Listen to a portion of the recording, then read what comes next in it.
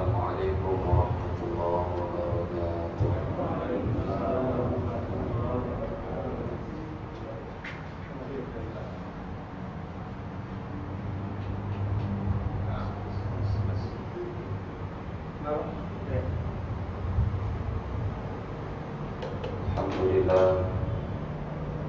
Alhamdulillah rabbil alamin. Wa bihi nasta'in ala umuri dunya waddin. Wassalatu wassalamu ala asyrafil anbiya'i wal mursalin sayyidina wa nabiyyina Muhammadin wa ala alihi wa sahbihi wa man tabi'ahum bi ihsan ila yaumiddin, amma ba'du. Qala Allah ta'ala fil Qur'anil Karim, a'udzu billahi minasy syaithanir rajim. Walladzina ja'u min ba'dihim yaquluna rabbana ighfir lana wa li ikhwanina alladzina sabaquna bil iman wa la taj'al fi qulubina ghillan lil ladzina amanu rabbana innaka ra'ufur rahim. Alhamdulillah, hadirin jemaah yang sama-sama dirahmati Allah Ta'ala. Puji syukur kehadirat Allah Subhanahu wa Ta'ala atas segala limpahan nikmatnya kepada kita semua, terutama sekali nikmat iman, Islam, sehat, afiat. Di sini pembahasan syafaat sudah belum? Malam ini kita mau bahas hadis-hadis syafaat dulu. Hadirin yang sama-sama dirahmati Allah,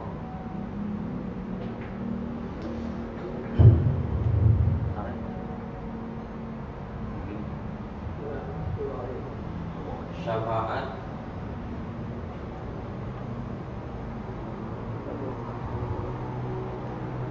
adalah pertolongan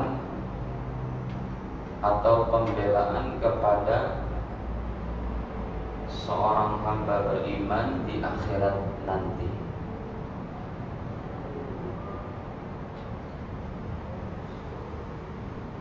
Jadi orang-orang yang beriman dijanjikan oleh Allah Ta'ala untuk mendapat syafaat. Ya. Dan insya Allah kita tidak sendiri di akhirat. Bahkan Nabi yang mulia, Nabi Muhammad SAW akan turun tangan membela para umatnya ini, sampai Allah Ta'ala sendiri yang akan mengeluarkan langsung orang yang sebesar apapun dosanya, asalkan dosanya bukan merupakan kesyirikan, kekafiran, dan juga kemurtadan. Ini pasti. Hadirin, begitu tinggi nilai iman la ilaha illallah, sehingga dalam banyak hadis disebutkan tentang orang-orang ini karena dosanya masuk neraka, tetapi nerakanya tidak kekal. Jadi neraka itu ada yang tidak kekal, nerakanya bagi orang beriman. Sampai dosanya habis, keimanannya masih utuh, pasti dia akan dikeluarkan dari neraka itu. Ini Al-Quran dan hadisnya bicara demikian. Contohnya di dalam surat An-Nisa ayat ke-48.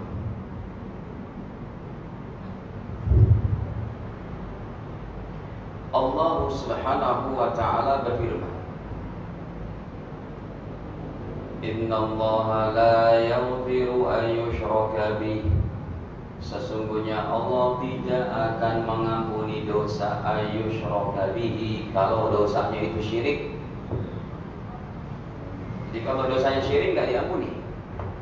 Murtad, syirik, kafir, Ini kakak beradik saja. Wa yaghfiru ma duna dzalika liman yasha. Dan Allah mengampuni dosa selain itu kepada orang yang Allah kehendaki. Ya. Jadi hadirin, Al-Quran dan hadisnya, makanya Al-Quran, hadis, tidak ada hadis yang menyalahi Al-Quran. Tidak ada hadis yang bertentangan dengan Al-Quran, karena Nabi Muhammad SAW bercakap-cakap bukan dari hawa nafsunya. Jadi kalau ada orang berkata bahwa hadis bertentangan dengan Al-Quran, ini mesti peracikan ilmunya keliru. Mana mungkin hadis itu bertentangan dengan Al-Quran, ya. Sedangkan Allah Ta'ala sendiri menjamin bahwa Nabi sendiri tidak bercakap-cakap dari hawa nafsunya. Contohnya dalam surat An-Najm ayat ketiga keempat, wan najmi idza hawa ma dhalla sahibukum wa ma ghawa. Ayat ketiganya, wa ma yantiqu 'anil hawa. Nabi tidak bercakap-cakap dari hawa nafsunya. In huwa illa wahyu yuha. Bahwa itu semuanya adalah merupakan wahyu yang Allah Ta'ala wahyukan kepada Nabi. Hadirin, orang yang imannya masih ada dalam ayat An-Nisa 48 ini, sekalipun dosanya sebesar apapun selain dosa syirik, akan diampuni. Sekarang kita buka hadisnya. Dalam Sahih riwayat Imam Bukhari,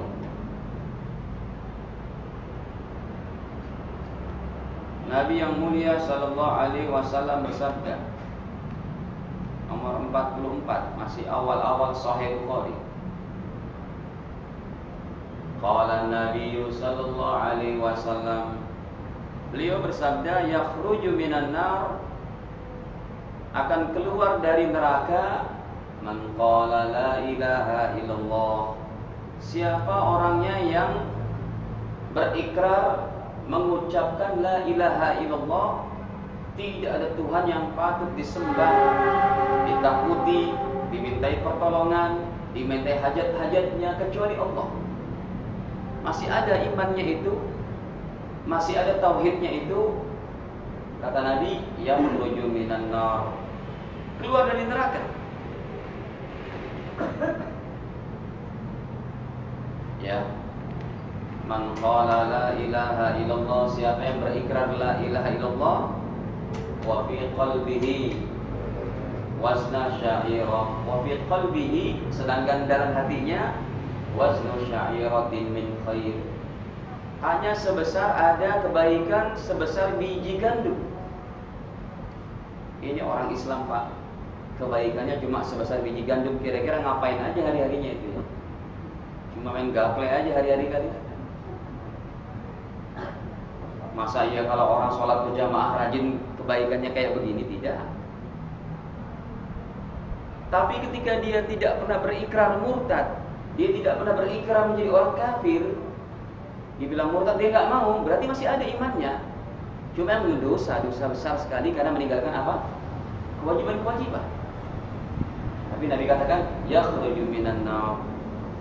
Ya, ini dipahami dulu, karena tujuannya bukan semata-mata kita nanti, wah kalau gitu nggak apa-apa dong kita berbuat dosa kalau gitu ya, kan akan dikeluarkan. Ya coba aja ente masuk neraka kayak apa rasanya neraka jahanam.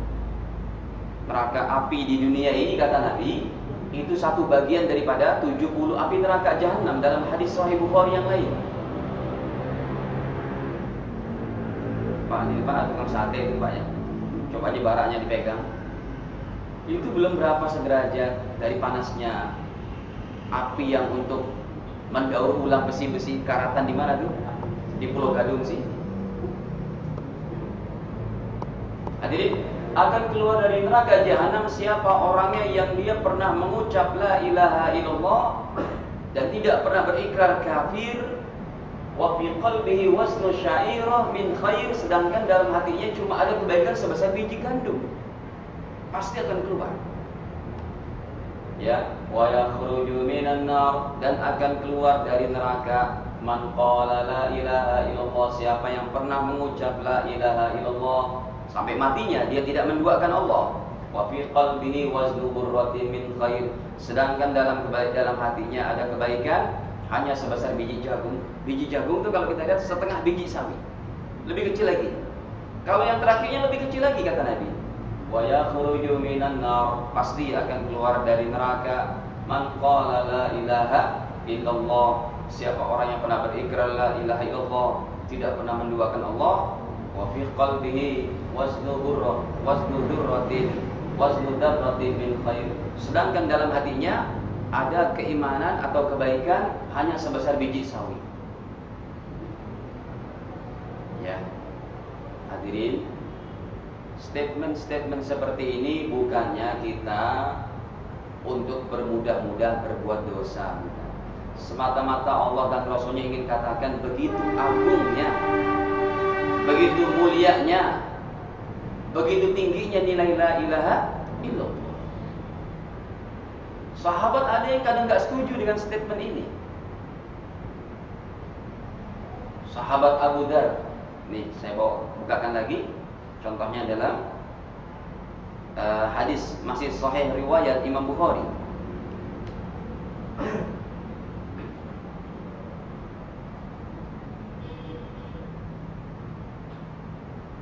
Nomor 5489.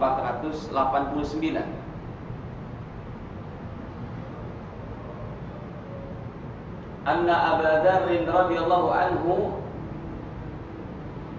haddatsahu qala, bahwa Abu Dzar beliau berkata, ataitun Nabi sallallahu alaihi wasallam, aku datang kepada Nabi, wa alaihi saubun abyad, dan beliau memakai baju putih, wa huwa naim, dalam keadaan tertidur. Summa ataituhu wa qad istaiqadh, kemudian aku datang lagi dan Rasul sudah bangun dari tidurnya. Kemudian Nabi bersabda, nih lihat, ma min abdin qala la ilaha illallah, apabila ada seorang hamba yang pernah berikrar la ilaha illallah, tidak ada Tuhan yang patut disembah melainkan Allah saja, summa mata ala dzalik, matinya tetap dalam pengakuan itu. Jadi orang yang tadi kebaikan cuma sebesar biji gandum, biji jagung, biji sawi, kira-kira apa? Orang ini ngucapin la ilallah kapan ya? Lagi nikah aja kali ya. Si penghulu bilang, ayo Pak syahadat dulu. Tapi kalau dia meninggalkan sholatnya karena meniadakan kewajiban, murtad. Kalau dia meninggalkan sholatnya dalam keadaan meniadakan kewajiban, atau yang kedua mengejek dan melecehkan, murtad. Ya, Pak, ayo ke masjid yuk. Dia jawabnya apa? Ke masjid. Tetangga sebelah tuh nggak pernah ke masjid, Fortunernya baru. Ini murtad, mengejek. Atau contoh lain, Pak, ke masjid yuk. Emang wajib sholat. Ini murtad. Hati-hati. Kata Nabi, ma min abdin qala la ilaha illallah summa mata ala dzalik, apabila seseorang mengucapkan la ilaha illallah kemudian dia mati ala dzalika, dalam keadaan yang demikian, illa dakhalal jannah, pasti masuk surga. Qultu, lihat, Abu Dzar bertanya, wa in zana wa in saraq, ya Rasul, sekalipun dia pernah berzina, sekalipun dia pernah mencuri. Qala wa in zana wa in saraq, sekalipun pernah demikian, pernah berzina, pernah mencuri. Qultu, aku tanya lagi yang kedua kali, kata Abu Dzar, wa in zana wa in saraq, sekalipun demikian ya Rasul. Qala wa in zana wa in saraq, iya. Diulangi lagi, wa in zana wa in saraq, apakah sekalipun dia pernah melakukan ini ya Rasul? Berzina, mencuri, kemudian hadirin, Nabi menjawab lagi, wa in zana wa in sarab ala raghmi anfi Abi Dzar, sekalipun Abi Dzar enggak setuju. Tapi orang kayak begini harus masuk neraka dulu kalau dia tidak bertobat. Kalau dia tidak diampuni dosanya oleh Allah, ya disiksa sesuai dengan dosanya, imannya masih ada, akan dikeluarkan. Nah, hadirin yang sama-sama dirahmati Allah, kita lihat syafaat yang pertama adalah syafaatul uzma, syafaat yang sangat besar, syafaat besar Nabi sallallahu alaihi wasallam yang akan beliau berikan ya kepada umatnya di padang mahsyar nanti. Yang pertama adalah syafaatul uzma, syafaat yang hanya milik Nabi SAW, yang manusia saat itu berharap segera urusannya selesai di padang mahsyar, yang Nabi akan berikan nanti kepada umatnya. Kita akan dikumpulkan hadirin di padang mahsyar dalam keadaan ketakutan, dalam keadaan tidak saling kenal antara seorang anak dengan ayah ibunya, bapaknya, ya, suami dengan istri dan anak-anaknya, dengan teman dekatnya, semua berlarian, semua ketakutan. Saat itu hadirin tampillah Nabi sallallahu alaihi wasallam. Tapi ceritanya tidak sesingkat itu. Di padang mahsyar ini, dalam hadis syafaat yang pertama,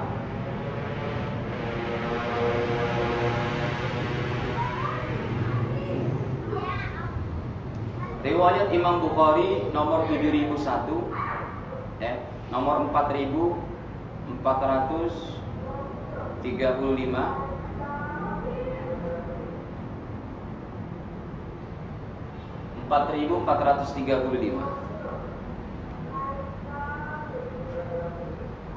Nabi SAW bercerita di sini di padang mahsyar. Qal ana sayyidun nas, aku adalah sayyidnya atau pemimpinnya manusia yaumal qiyamati, di padang mahsyar. Wa hal tadruna mimma dzalik, tahu tidak kalian daripada yang demikian? Kenapa? Yajma'ullahu an-nasal awwalina wal akhirin, Allah akan kumpulkan seluruh manusia di padang mahsyar, ya, yang mana mereka dalam keadaan ketakutan, mereka dalam keadaan matahari mendekat, pandangan mereka pun yaitu ketakutan, dan mereka fayablughun nas minal gham wal karab, mereka sampai kepada puncak daripada ketakutan dan kegalauan saat itu. Wala yutiqun wala tahammalun, yang tidak mereka bisa untuk menanggungnya. Di padang mahsyar kita akan seperti ini Bapak Ibu, dalam keadaan bertelanjang, enggak berpakaian. Sampai Bunda Aisyah pernah bertanya, ya Rasul, bagaimana kita dalam keadaan tidak berpakaian? Tentu kita akan melihat aurat satu sama lain. Maka Nabi katakan, wahai Aisyah, saat itu keadaannya enggak mungkin orang bisa untuk tengok sana tengok sini. Mereka pandangan tertunduk, matahari dekat 1 mil, kemudian juga keringat mereka sesuai dengan iman dan amal soleh mereka. Ya, ada yang keringatnya sampai kepada betisnya, sampai kepada punggungnya, sampai menutupi jiwanya, dirinya. Keringatnya itu. Hadirin, kita lihat singkat aja, ini hadisnya begitu panjang. Akhirnya mereka berkata, kira-kira may yashfa' lakum ila rabbikum, siapa ini yang dapat memberikan syafaat? Ya, siapa yang bisa berikan syafaat kepada kita ini? Padahal Bapak Ibu sekalian, saat itu kenapa kita tidak minta saja langsung kepada Allah? Saat itu kenapa kita tidak langsung berdoa saja? Ya Allah, segerakan urusan kami di padang mahsyar ini. Tetapi mereka masih mencari orang-orang soleh di padang mahsyar untuk berikan rekomendasi kepada Allah Ta'ala. Mereka masih bertawassul, mereka masih minta, mencari perantara-perantara, orang-orang solehnya saat itu, tentunya para nabi, untuk bisa berikan syafaat di padang mahsyar. Akhirnya Kita semuanya datang kepada Nabi pertama, fayatuna Adam alaihissalam. Kita datang kepada Nabi Adam alaihissalam. Kita berkata kepada beliau, anta abul bashar, wahai Adam, engkau adalah bapaknya seluruh manusia. Khalaqakallahu biyadi, Allah ciptakan engkau dengan kekuasaannya. Wa nafakha fika min ruhi, dan Allah tiupkan roh kepada engkau. Wa amaral malaikata fasajadu lak, dan Allah perintahkan malaikat untuk sujud kepadamu. Kita berkata kepada Nabi Adam, Ishfa' lana, berikan syafaat kepada kami wahai Adam. Ila rabbik, mintakan kepada Tuhanmu.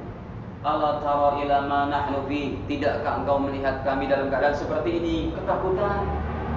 Ala tara ila ma qad balaghana, tidaklah engkau lihat kami dalam keadaan apa yang telah sampai kepada kami saat ini, dari ketakutan, kegalauan, kerisauan saat itu.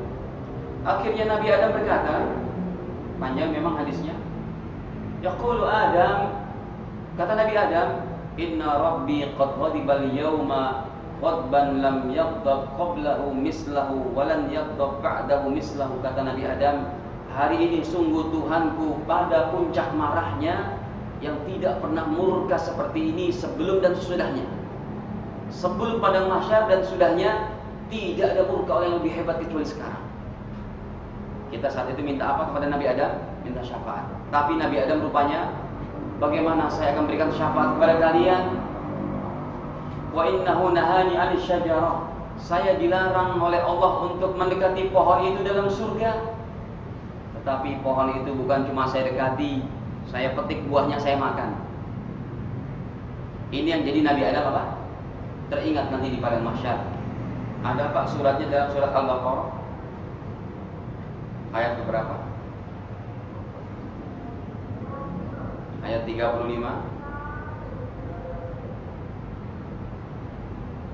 Wa qulna ya Adam uskun anta wa zawjukal jannah. Kami berkata, ya Adam, wahai Adam, uskun anta wa zawjukal jannata, kamu dan istrimu tinggallah di dalam surga. Wa kula minha, makanlah, ragadan haitsu syi'tuma, sepuasmu. Tetapi wala taqraba, jangan kamu dekati hadhihi syajarah, pohon ini. Bukan cuma didekati sama Nabi Adam, tapi apa? Dipetik buahnya, dimakan. Buah apa namanya, Pak? Ya, bukan buah alpukat. Kita dengarnya maksudnya buah khuldi. Ya udahlah, bismillah.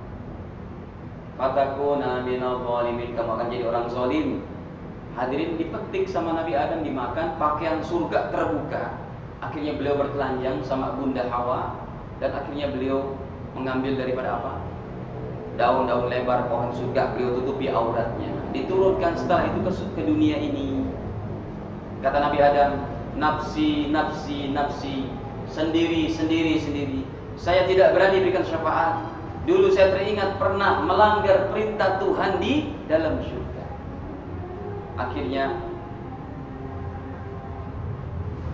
Akhirnya Nabi Adam berkata, idhabu ila ghairi, pergilah kalian kepada orang selain aku. Idhabu ila Nuh, pergilah ke Nabi Nuh. Singkat cerita, Nabi Nuh pun berkata seperti itu. Hari ini Allah Ta'ala murka pada puncaknya yang enggak pernah murka sebelum dan sudahnya. Kita minta syafaat kepada Nabi Nuh. Wahai Nabi Nuh, engkau adalah hamba Allah Ta'ala yang mulia. Engkau dijuluki sebagai abdan syakura, hamba yang banyak bersyukur. Tolong wahai Nabi Nuh berikan syafaat. Kata Nabi Nuh, nafsi, nafsi, nafsi, enggak berani saya berikan syafaat, sendiri-sendiri. Kenapa? Apa kekeliruan Nabi Nuh? Nabi Nuh kekeliruannya diantaranya, kata beliau, wa innahu qad kanat li da'watun da'utuha.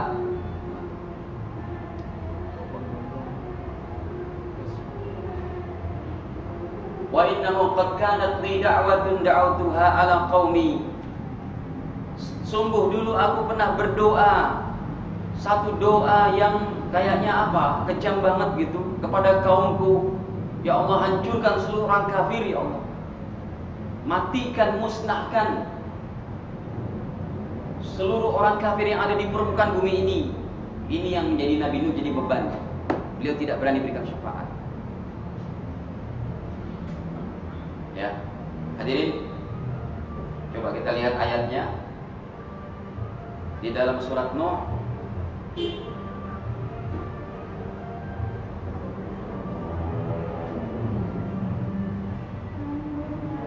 Pada juz ke-29 surat Nuh ayat ke-26, ya.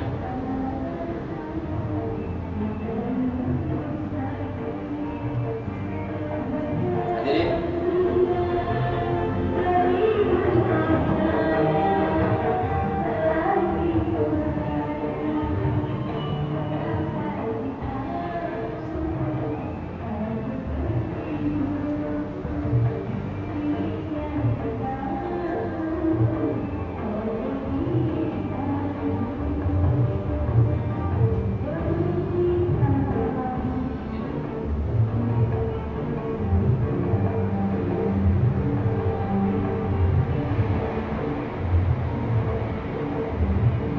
ini Masya Allah.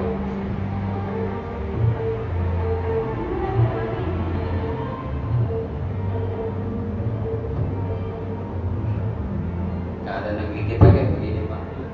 Musik-musik kayak gini dianggap biasa, padahal luar biasa di hadapan Allah.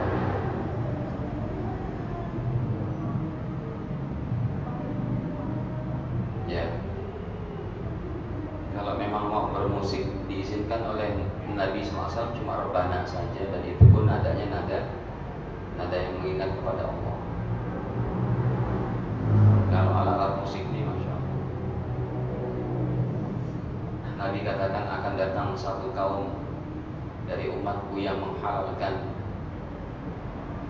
sutra, menghalalkan perzinaan, kemudian menghalalkan alat-alat musik. Sahih Bukhari hadis.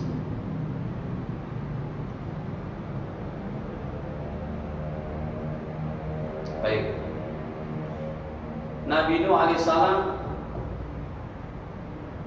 beliau tidak berani berikan syafaat karena teringat ayat ini. Kata Nabi Nuh, wa inni qad da'awtuha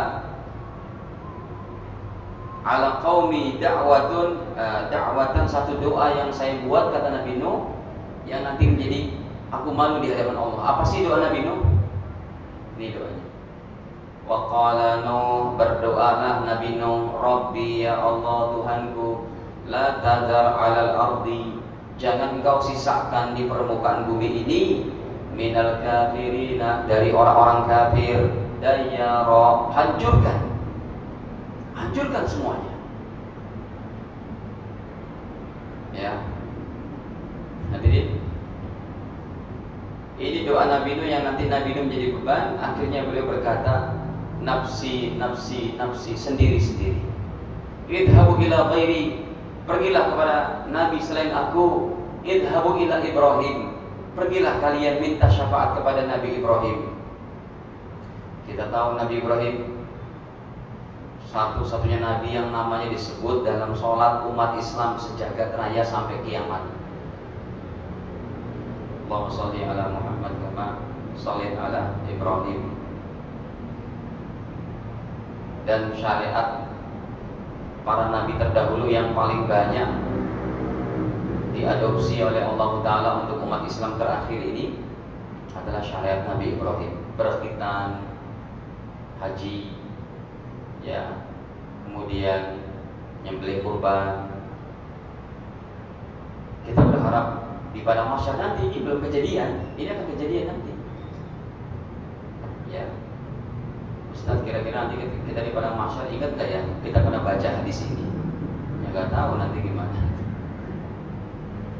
Akhirnya kita bilang sama Nabi Ibrahim, berikan syafaat kepada kami wahai Ibrahim. Kata Nabi Ibrahim, saya pun demikian, tidak berani untuk berikan syafaat, malu kepada Allah Ta'ala. Kenapa? Ya, Allah sangat murka hari ini yang tidak pernah murka sebelum dan sesudahnya, melebihi daripada murkanya di padang mahsyar.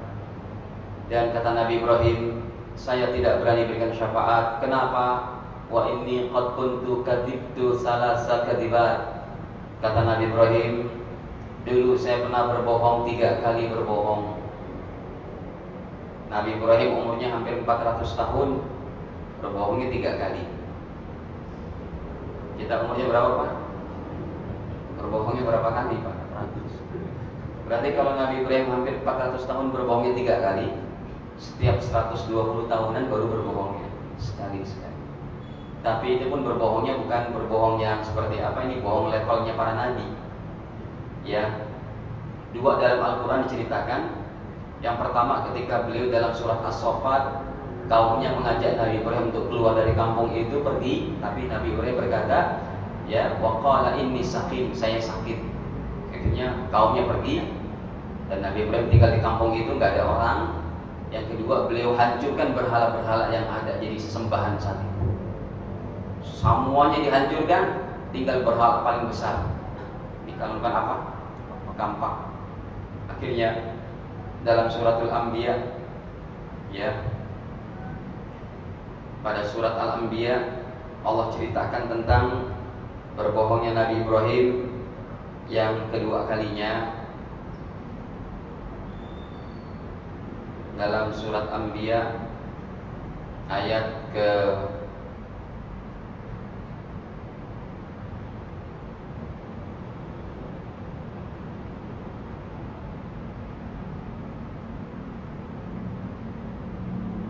ayat ke-62, 63.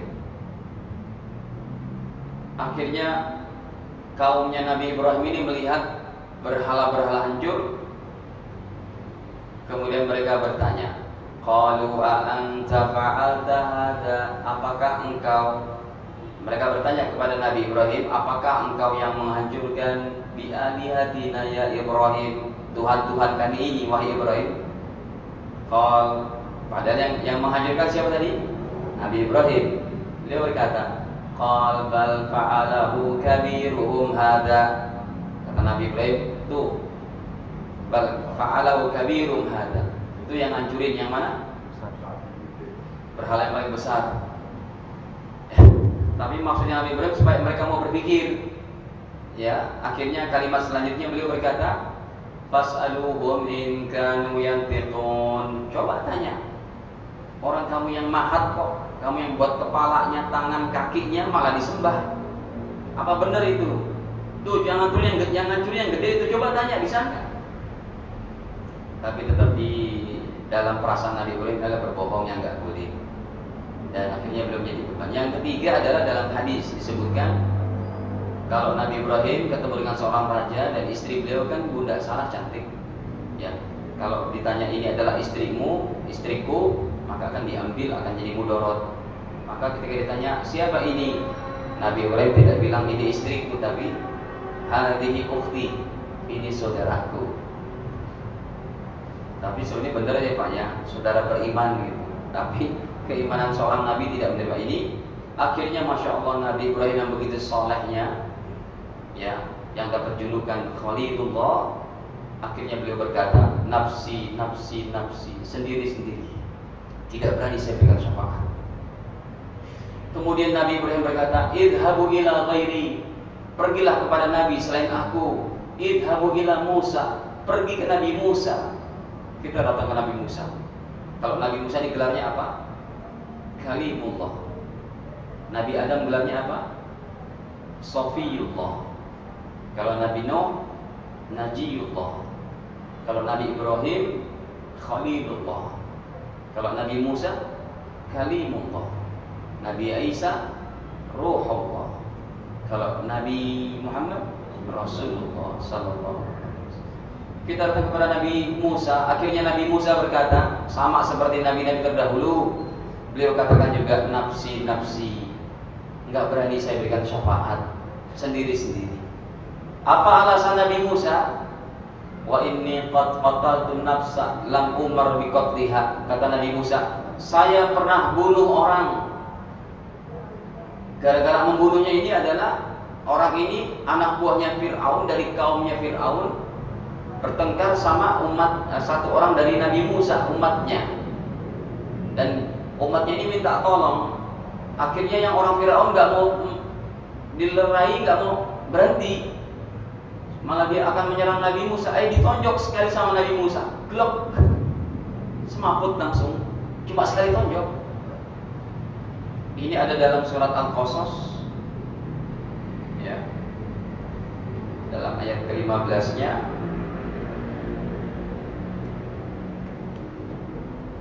Allah ceritakan, fawakazahu Musa faqadha alaihi, ditonjoklah dia, ditinju sama Nabi Musa, ya, dipisahin gak mau.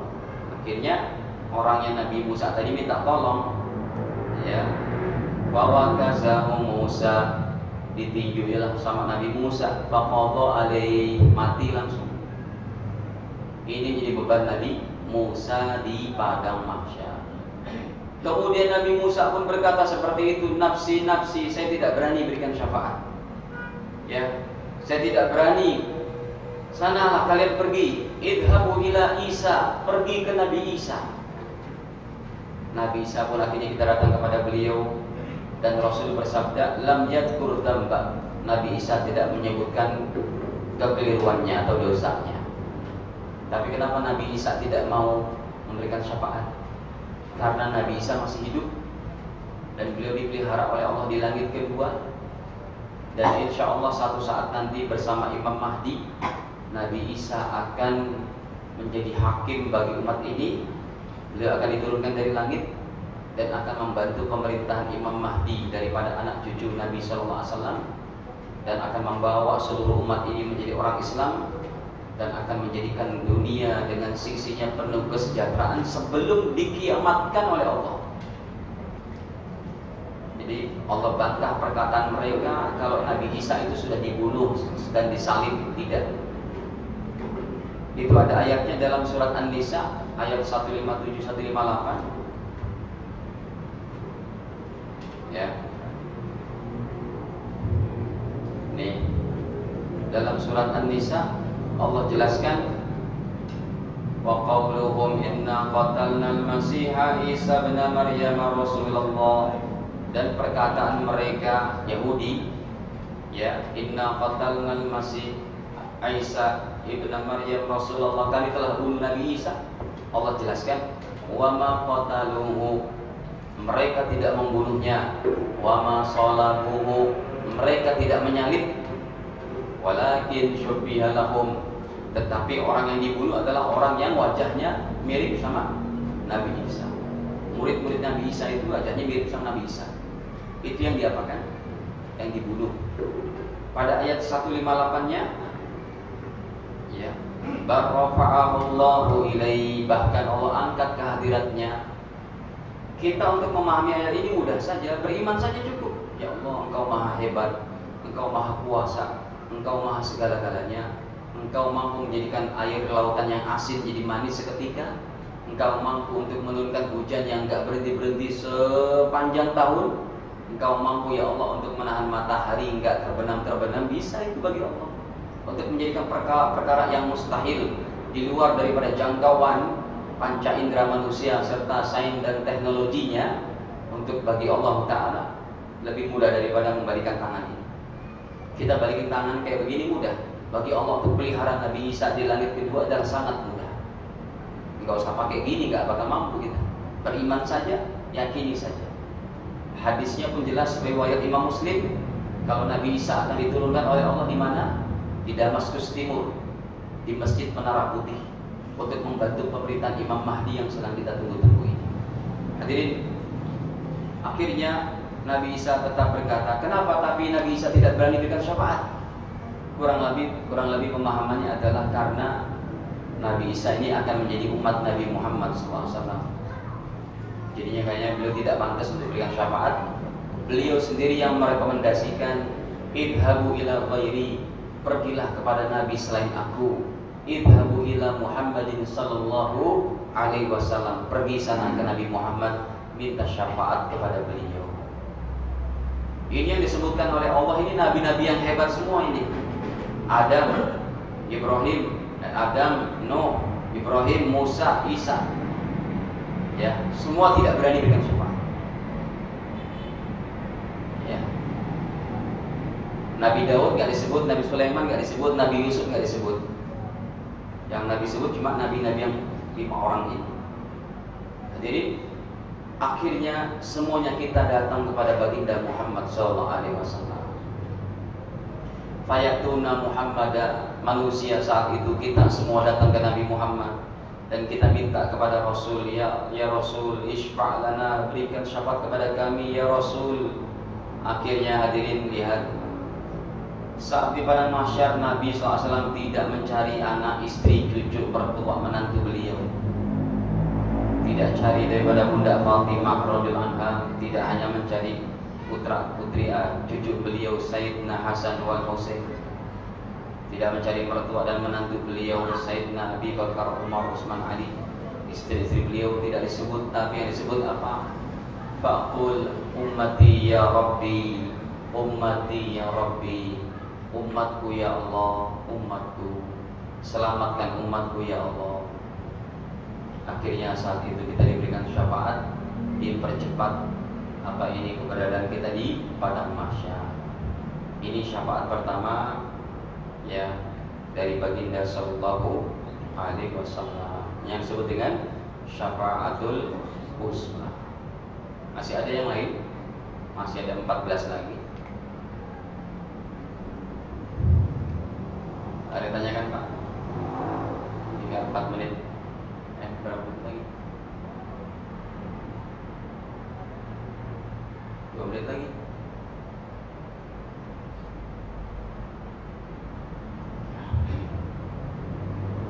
Hadirin, nanti akan ada syafaat dari amal soleh kita, dari puasa, bacaan Quran, dari anak-anak soleh kita, ya, bahkan dari orang-orang Islam.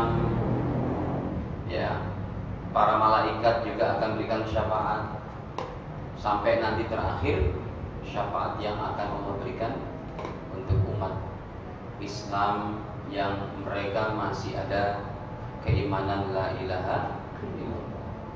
Makanya hadirin, pertahankan keimanan ini, semangat dalam beribadah, ya, bahu-membahu dalam rangka menggapai ampunan Allah Ta'ala.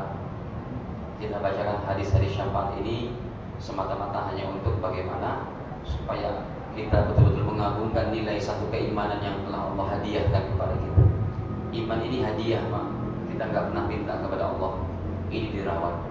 Ya, lagi kita beribadah sampai kita tiada lagi, insya Allah. Baiknya dari Allah Taala. Kurang siapa maaf. Subhanakallahumma bihamdik, asyhadu an la ilaha illa anta, astaghfiruka wa atubu ilaik. Wassalamualaikum warahmatullahi wabarakatuh.